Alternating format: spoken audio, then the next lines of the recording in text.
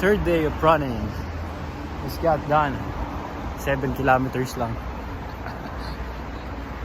Bumili nga pala ako ng running shoes kagabi.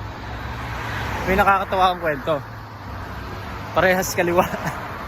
Bumalik pa ako nung naka-arrive ako sa bahay, saka ako lang napansin. 7.3 kilometers, 7.30 kilometers. Third running. Parang una kong takbo last week, tapos nung Sunday, tapos this Wednesday. Getting seated. Lakad-lakad. Nag-stretching na ako kanina pagtapos. Ano bang, ang binili kong sapatos ay Sonic 7, UA Sonic 7. Gusto ko white, maganda white. Maganda siya. Malambot tapos lightweight lang siya.